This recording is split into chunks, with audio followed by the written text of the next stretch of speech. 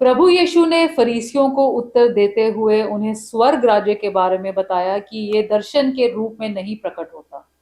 फिर आगे उन्होंने कह दिया कि स्वर्ग राज्य तो तुम्हारे बीच है, लेकिन आज भी धरती पर तो शैतान का राज्य ही है और स्वर्ग राज्य हर विश्वासी के अंदर है।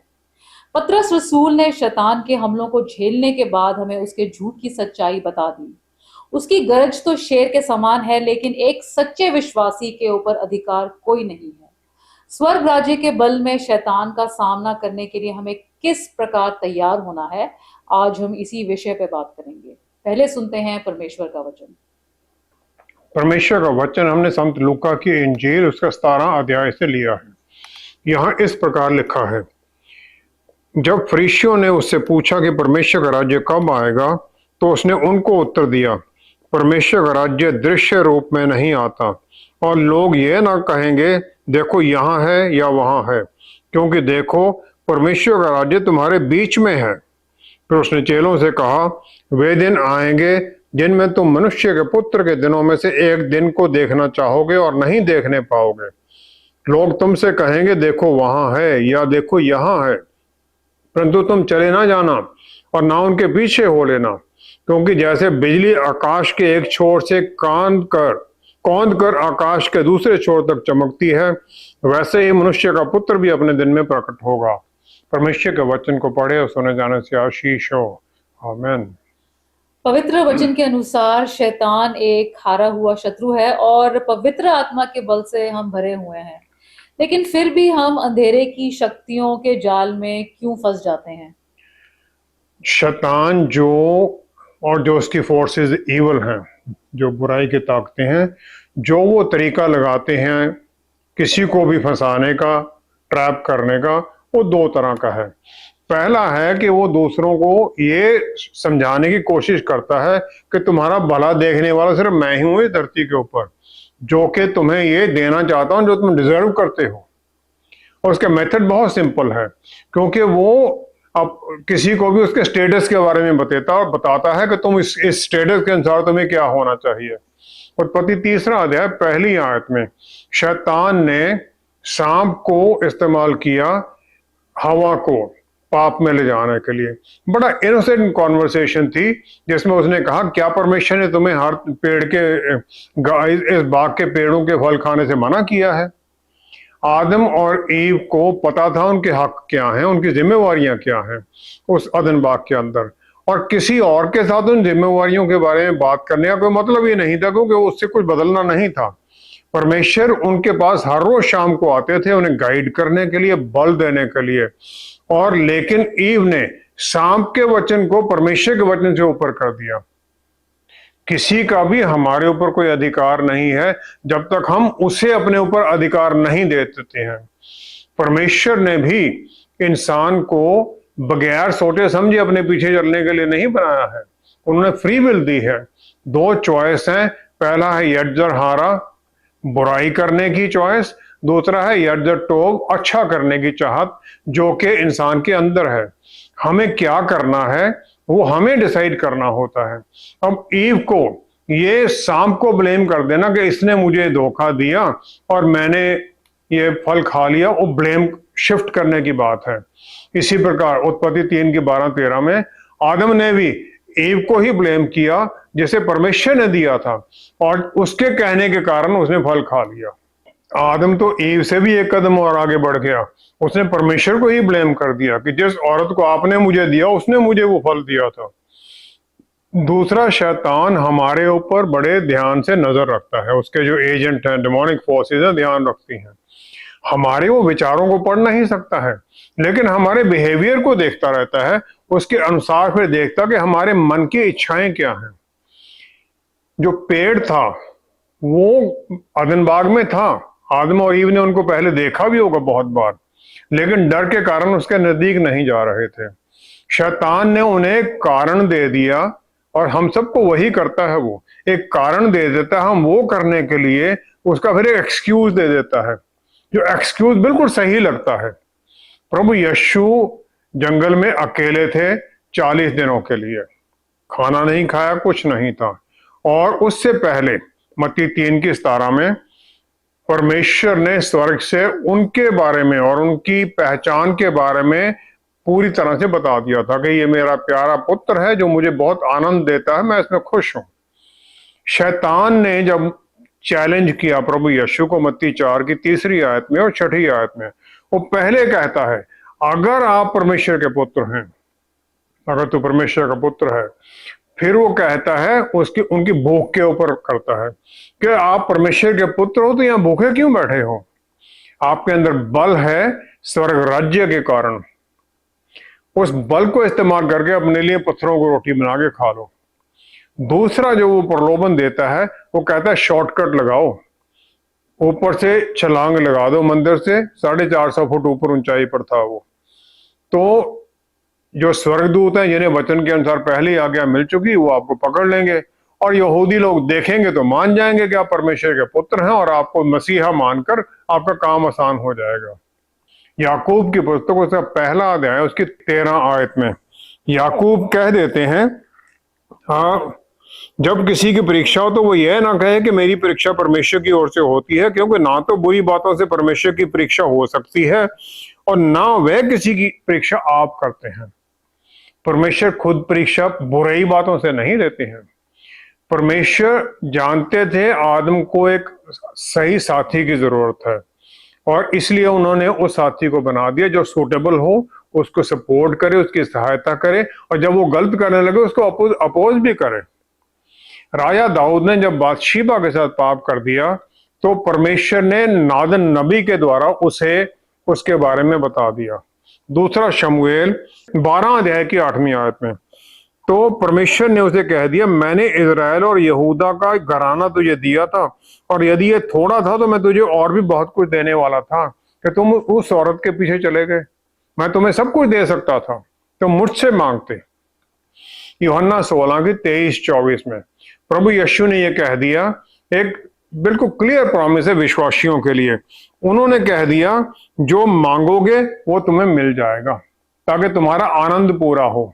फिर 23 आयत में वो कहते हैं, उस दिन प्रभु यीशु के जाने के बाद, उस दिन तुम मुझसे कुछ ना पूछोगे, मैं तुमसे सच सच कहता हूं कि जो तुम मांगोगे पिता से वो तुम्हें दे देगा। वो कहते हैं जो मेरे स्वर्ग में उठाए जाने के समय पर, जी उठना उठाए जाने के से पहले, तो मुझसे कुछ नहीं मांगो पूछोगे। जो यहाँ पर ग्रीक भाषा का शब्द है एरोटाओ, जिसका मतलब है उत्तर ढूंढना। उत्तर ढूंढना एक प्रेफर्ड पोजीशन से, नजदीकी के रिश्ते से पूछना। फिर 24 आयत में जहां उन्होंने कहा है मांगो, वो है आईटीओ, उसका मतलब है रिक्वेस्ट करना, पिता परमेश्वर से रिक्वेस्ट करना उत्तर के लिए, अपनी प्रार्थनाओं को उत्तर। प्रभु यीशु के स्वर्ग में उठाए जाने के बाद उन्हें किसी भी तरह की इंफॉर्मेशन के बारे में पूछने की जरूरत ही नहीं थी, क्योंकि पवित्र आत्मा परमेश्वर उनके अंदर आकर उन्हें सिखाने के लिए, सारे उत्तर देने के लिए तैयार है। हमें उन प्रभु यीशु का नाम इसलिए नहीं मिलता कि पासवर्ड है कि हर दरवाजे खुल जाएंगे। एक गाइड बुक है उनका, वो नाम गाइड बुक कैसे है कि उनके चरित्र चलन के अनुसार, उनके रास्तों के अनुसार हम अपनी प्रार्थनाओं को लगाएं। जैसे उन्होंने जीवन जिया उस प्रकार हम प्रार्थनाएं मांगे। पहला तो हम ये मांगते हैं कि परमेश्वर की महिमा हो, पिता परमेश्वर की महिमा हो हमारी प्रार्थनाओं के द्वारा, प्रभु यीशु के नाम में हम मांगते हैं। दूसरा ये है कि दूसरों के लिए हमारी इंटरसेसरी प्रेयर, दूसरों के लिए हम प्रार्थना करें, उनके लिए आशीष का कारण बने। हम हमारे अपने लिए ही नहीं, हम दूसरों के लिए भी मांगे, उनके लिए ज्यादा मांगे। जब हम परमेश्वर के रास्तों का उल्लंघन करते हैं तो हम बाउंड्री लाइन जो है स्वर्ग राज्य की, उससे बाहर निकल जाते हैं और फिर हम शैतान के ट्रिक्स के नीचे आने की फंस जाते हैं, जिस प्रकार आदम और ईव ने किया और फिर उन्हें अदन बाग से बाहर निकलना पड़ा। यूहन्ना रसूल ने अपना जो गॉस्पेल अकाउंट था और जो उनके 3 पत्रियां हैं, उन्होंने 95 या 100 AD के आसपास लिखी, जब तक उन्होंने अपना सारा जीवन तकरीबन जी लिया था आज्ञाकारिता में प्रभु यीशु की बातों को मानते हुए। पहला यूहन्ना पहला अध्याय 9वीं आयत में फिर हमें वो एक सांत्वना देकर कह देते हैं, वो कहते हैं यदि हम अपने पापों को मान लें तो वह हमारे पापों को क्षमा करने और हमें सब अधर्म से शुद्ध करने में विश्वास योग्य और धर्मी है। हम पापों को मान ले, हमने गलती की है, मांगे, माने, क्षमा मांगे तो हमें वो माफ कर देते हैं। भजन संहिता 28 उसकी 7वीं आयत में राजा दाऊद ने ये कह दिया विश्वास में, उसने कहा यहोवा मेरा बल और मेरी ढाल है, उस पर भरोसा रखने से मेरे मन को सहायता मिलती है, इसलिए मेरा हृदय प्रफुल्लित है। इस प्रकार हम विश्वास में, बल में बने रहें और शैतान का परमेश्वर के बल में सामना करें, और तब वो भागेगा हमारे पास और हम विश्वास में चलते जाएं। जब शैतान का हम विश्वासी लोगों पर कोई अधिकार है ही नहीं, तो परमेश्वर उसे हमारे ऊपर इस तरह अटैक करने के अपने अधिकार में क्यों ले जाने देते हैं? आदम और ईव को परमेश्वर की आज्ञा के भले और बुरे के ज्ञान के वृक्ष का फल मत खाना, उत्पत्ति 2:17 में, वो उन्हें आत्मिक स्थानों में, आत्मिक रास्तों में चलने में सहायता करने के लिए था, ताकि वो जो स्वर्ग से ज्ञान मिलता है उसके अनुसार चलें, जो कि उन्हें आकर परमेश्वर हर दिन उन्हें सिखाते भी थे, हर दिन शाम को उनसे मिलते थे। और जो इस धरती की नॉलेज है, जो यहाँ ज्ञान हम समझते हैं, वो इंफॉर्मेशन है, जैसे हमें प्रोसेस करना पड़ता है विजडम उससे बदलने के लिए, और फिर हम जो ये दुनिया का पर्सपेक्टिव उसके अनुसार सोचने लग जाते हैं, फिर उसी का हमारे ज्ञान अंदर भरने लग जाता है। जो वो उनके पाप के पतन के कारण उनका आत्मिक स्थिति से पाप की परिस्थिति में आ गए, और फिर वो बुराई की जो इच्छाएं थी उसके अधीन आ गए। प्रभु यीशु जो हमारे छुटकारा देने वाले हैं, उन्होंने पाप की माफी देकर हमें शुद्ध कर दिया अपने लहू के द्वारा, और फिर उन्होंने हमारा फोकस परमेश्वर की तरफ और उनके साथ नजदीकी रिश्ते की तरफ दोबारा जोड़ दिया। लेकिन हमारे अंदर पाप की प्रवृत्ति अभी भी है, और फिर हमारे अंदर ये चॉइस बनी रहती है कि हम पाप में चलें या परमेश्वर के जो जीवन है उसमें चलें। क्योंकि हमें पाप की प्रवृत्ति है, हम पाप कर सकते हैं, तो शैतान जो इस दुनिया का रूलर है, जब तक उसे पूरी तरह प्रभु यीशु के दोबारा आने के बाद हराया नहीं जाएगा, वो हमारा जो परिस्थितियां उनके ऊपर उसका अधिकार है, एनवायरनमेंट के ऊपर उसका अधिकार है। लूका 17:21 में प्रभु यीशु ने फरीसियों को बताया कि स्वर्ग राज्य चारों तरफ है जहां विश्वासी हैं, सिर्फ उन जगह पर ये नहीं है जो कि पवित्र माने जाते हैं, विश्वासियों के अंदर है। और फिर उन्होंने जो पुराने विश्वास था लोगों का उसे बदल दिया। उन्होंने कहा स्वर्ग राज्य वहां है जहां राजा है, क्योंकि वो प्रभु यीशु जो राजा है, राजाओं के राजा हैं, वो कोड़ियों के बीच थे, जो कोड़ी चंगाई पा चुके थे, जो बहरे सुन रहे थे, जो कष्ट में थे, जो चंगाई पा चुके थे, या जिन्हें शैतानी आत्माओं से छुटकारा मिला था, प्रभु यीशु उनके साथ थे, तो स्वर्ग राज्य भी उन्हीं में था। जो ग्रीक भाषा का शब्द है एंटोस यहाँ पर इस्तेमाल किया, जिसका मतलब है विदिन, अंदर, या मिडस्ट, हमारे बीच में। यही शब्द जो है प्रभु यीशु ने मत्ती 23:26 में इस्तेमाल किया। उन्होंने फरीसियों को बता दिया कि पहले जो ये कप और प्लेट के से अंदर से मांज लो, इसको साफ कर लो ताकि ये शुद्ध हो जाए। पवित्र आत्मा परमेश्वर जो विश्वासी के अंदर आ जाते हैं, हर एक विश्वासी में है, तो इस प्रकार परमेश्वर का राज्य हर विश्वासी के अंदर है। प्रभु यीशु ने यूहन्ना 10:10 आयत में कह दिया कि उनके आने का मकसद है हम जीवन पाएं, और जीवन भी बहुतायत में पाएं, बहुतायत में रहें हम। और जो यहाँ पर ग्रीक भाषा का शब्द है वो है पेरिसोस, जिसका मतलब है अबंडेंट, बहुतायत, बगैर किसी मेशर से बहुत ज्यादा, क्वालिटी और क्वांटिटी दोनों में बहुत ज्यादा, मोर अबंडेंटली। और जो ग्रीक भाषा का शब्द यहाँ इस्तेमाल किया गया वो है पेरिसोस, जिसका मतलब है बहुतायत, अबंडेंट, बगैर मेशर से कहीं ज्यादा, क्वालिटी और क्वांटिटी दोनों में बहुत बहुत अच्छा, और एक्सपेक्टेशन से कहीं ज्यादा, हमारी सोचने से कहीं ज्यादा। पवित्र आत्मा परमेश्वर जो एक विश्वासी के अंदर है, 2 तिमोथियस 1:7 आयत के अनुसार, वो है आत्मा बल के, प्यार के और आत्म संयम के। वो बल जो हमारे अंदर, परमेश्वर का बल हमारे अंदर भर देते हैं। इस प्रकार एक विश्वासी के अंदर धर्मी जीवन जीने का और दूसरों के लिए आशीष बनने का बल आ जाता है। फरीसीस की तरह ही जब यूहन्ना बपतिस्मा देने वाले को जेल में डाल दिया गया, उसका वध किए जाने से पहले, तो उसे भी शक आ गया तो उसने अपने चेलों को भेजा प्रभु यीशु के पास। मत्ती 11:5 में प्रभु यीशु ने उन चेलों को जवाब दे दिया कि जाओ यूहन्ना के जाओ को बताओ कि अंधे देखते हैं और लंगड़े चलते फिरते हैं, कोढ़ी शुद्ध किए जाते हैं और बहरे सुनते हैं, मुर्दे जलाई जाती हैं और कंगालों को सुसमाचार सुनाया जाता है। वो ये जानते थे कि यूहन्ना बपतिस्मा वाला इसके अनुसार समझ लेगा, क्योंकि ये यशाया नबी की जो प्रोफेसी थी उनके बारे में, प्रभु यीशु के बारे में 700 साल पहले गई थी, उनमें ये पूरी हो रही थी। और ये जो आशीषें हैं एक विश्वासी को मिली हुई हैं, और फिर वो उनके जीवन में बहुतायत से ओवरफ्लो करती ताकि दूसरों के ऊपर भी जाए, ये दूसरों को भी आशीष मिले। दूसरा ग्रंथियों 4 अध्याय 4 आयत में, जो इस विश्व वचन में या साल्वेशन में, मुक्ति में, गॉस्पेल में विश्वास नहीं करते हैं कि प्रभु यीशु के द्वारा ये मुक्ति मिली है, उनकी मन की आंखों को शैतान ने अंधा कर दिया है और वो समझ नहीं पाते हैं। उनके लिए इस प्रकार की बातें सब झूठ हैं, और जो वचन में एविडेंस है वो भी उन्हें झूठ ही लगता है।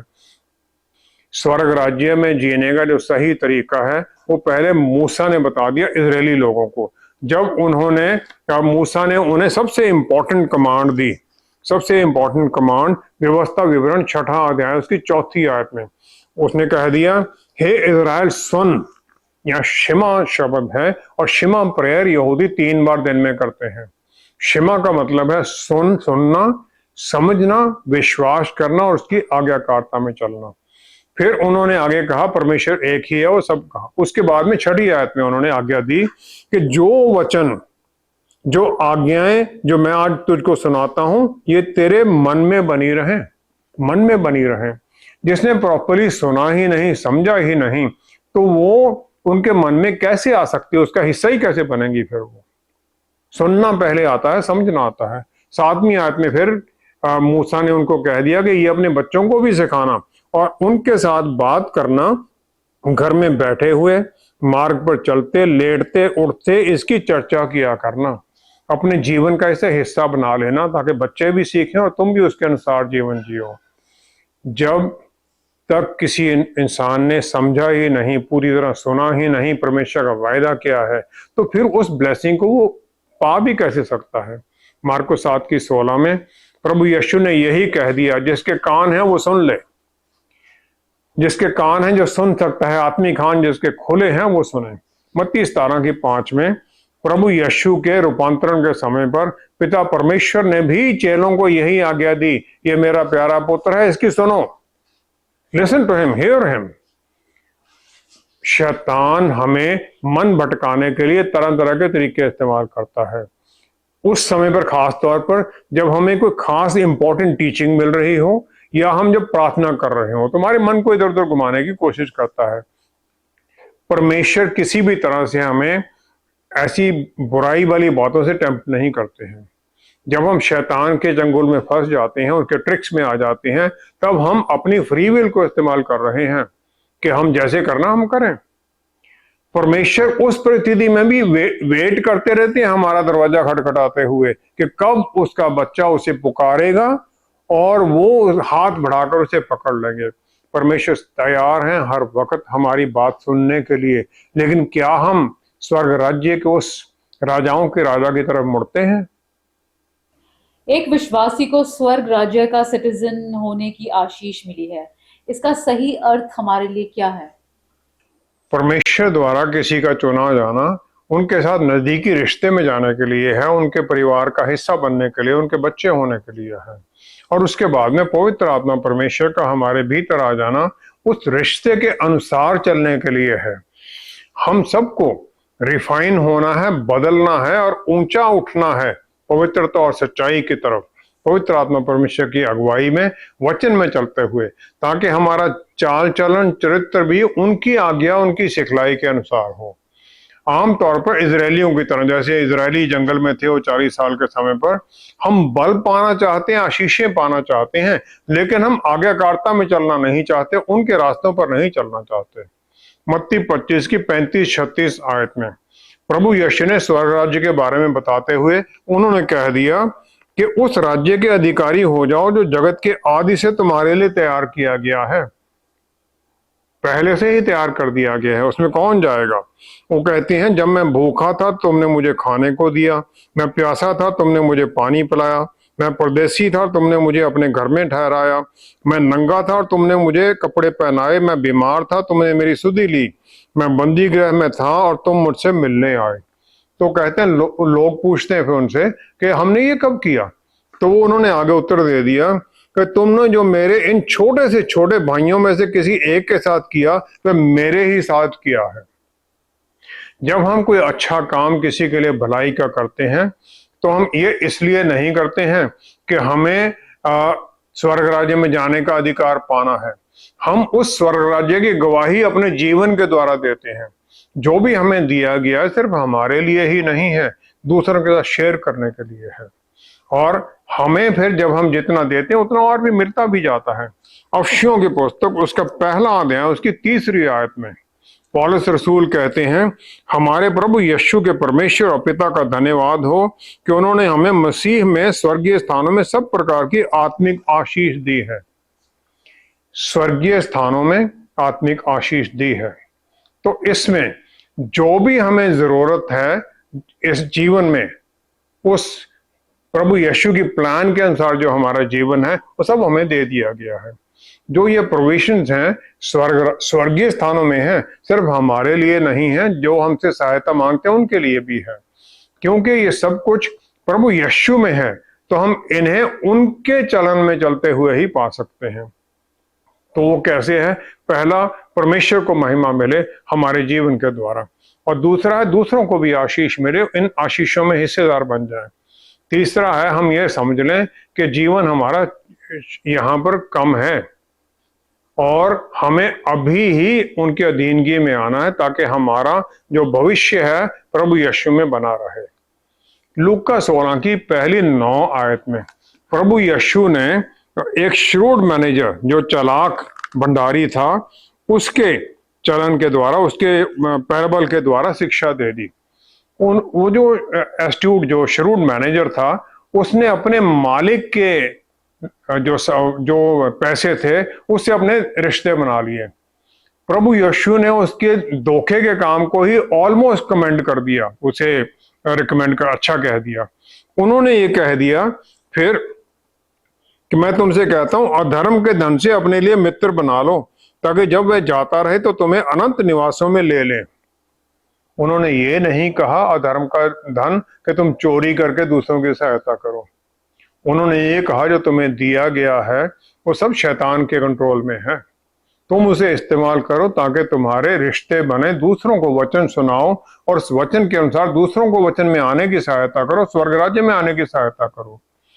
एक विश्वासी को धन को और दूसरे जो सिस्टम है जो कंट्रोल शैतान के कंट्रोल में है, दूसरों के भलाई के लिए करना है ताकि हम स्वर्ग राज्य के सच्चे रिप्रेजेंटेटिव, सच्चे सिटीजन माने जाएं। और ये चोरी करना, मिसयूज करना, धोखा देने के बारे में नहीं है। इंपॉर्टेंट पॉइंट क्या है? वो ये है कि हम जो हमें रिसोर्सेज मिले हैं, प्रभु यीशु ने जो हमें दिए हैं, इनको इस्तेमाल करके हम अनंत काल के लिए अपना एक स्थान बना लें। मत्ती 10 की 16वीं आयत में प्रभु यीशु ने फिर कॉशन कर दिया। वो कहते हैं, देखो मैं तुम्हें भेड़ों के समान भेड़ियों के बीच में भेजता हूं, इसलिए सांपों के समान बुद्धिमान और कबूतरों के समान भोले बनो। भेड़ियों के बीच में भेजते हैं। हम चारों तरफ शैतानी ताकतों से घिरे हुए हैं और जो हमारे ऊपर हमला करके हमें भ्रम में डालकर पाप की प्रवृत्ति में ले जाने के लिए, पाप में ले जाने के लिए तैयार है। जो किसी भी मुल्क का, किसी भी देश का जो सिटीजन होता है, उसकी प्रोटेक्शन, उसकी प्रोविजनिंग उसी देश के द्वारा मिलती है। जिस प्रकार हम यहाँ पर हैं तो हम एम्बेसडर हैं स्वर्ग राज्य के, तो हमें हर तरह से उसके अनुसार चलना है। और फिर जब हम उस राज्य को रिप्रेजेंट करते हैं, दूसरों में भी ये दूसरों को ज़ाहिर होना चाहिए कि हम में और उनमें को फर्क है। हम स्वर्ग राज्य के अधिकारी होते, स्वर्ग राज्य के चलन के अनुसार तो चलें ताकि दूसरों को पता चले। प्रभु यीशु ने जो इस तरह की जीवन की पहचान थी वो यूहन्ना बपतिस्मा देने वाले के अनुसार कह दिया। उन्होंने कहा यूहन्ना बपतिस्मा देने वाला पुराने नियम में जितने लोग थे उन सबसे बड़ा माना गया जो उससे पहले पैदा हुए थे। एलिया नबी, मूसा, उसे बड़ा कह दिया। उसे बड़ा क्यों कह दिया? क्योंकि उसने प्रभु यीशु की पहचान बता दी, ये परमेश्वर का मेमना है। उसे वो रोल मिला था।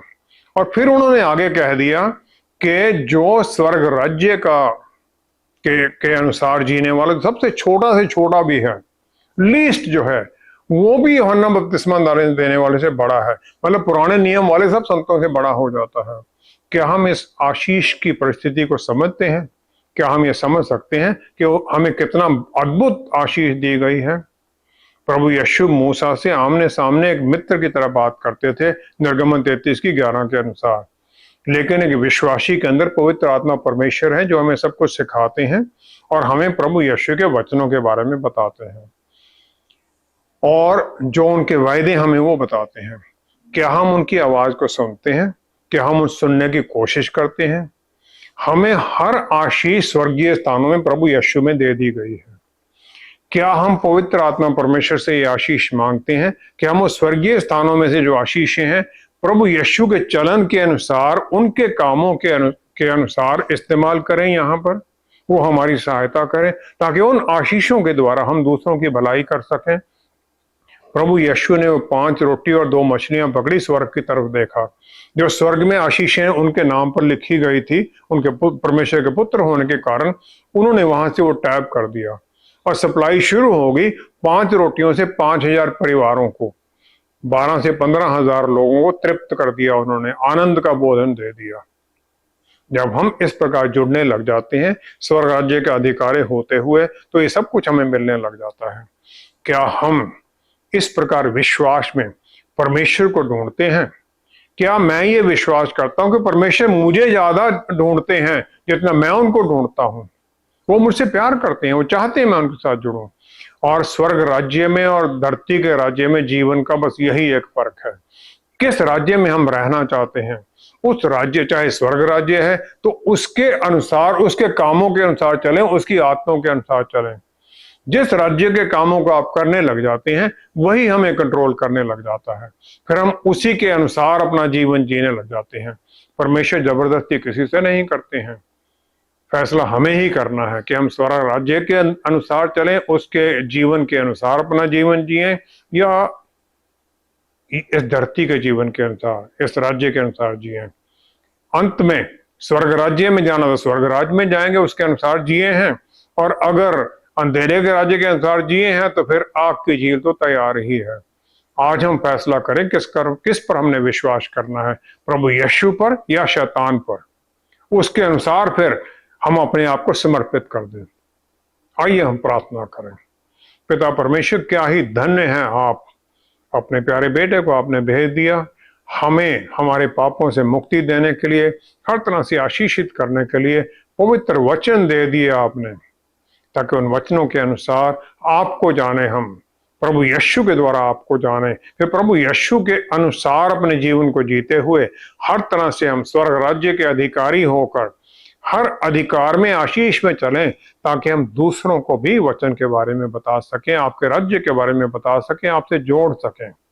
हाँ पिता परमेश्वर, धन्यवाद है।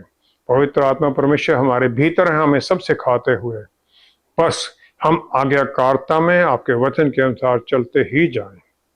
पिता परमेश्वर, सब कुछ प्रभु यीशु के पवित्र नाम में मांगते हैं। आमीन, आमीन। इस धरती पर ही स्वर्ग राज्य का जीवन जीने का अर्थ बस यही है कि हम उसी नियमों के अनुसार अपना जीवन जिएं। एक और पवित्र और धर्मी जन का रास्ता है, तो दूसरी ओर शैतान भिन्न भिन्न लुभावने वादे लेकर पुकारता है, लेकिन दोनों का अंत बिल्कुल ही डिफरेंट है। एक और तो सदा की आग की झील और दूसरी तरफ आनंद ही आनंद। यहाँ पर चाहे कुछ समय का आनंद हो, लेकिन आग में डाले जाना तो डेफिनेटली तय है। आप कहाँ जाएंगे उसे आज ही निश्चित कर लीजिए, नहीं तो कहीं देर ना हो जाए। Thank you so much for watching. See you next time. Stay blessed. Shalom.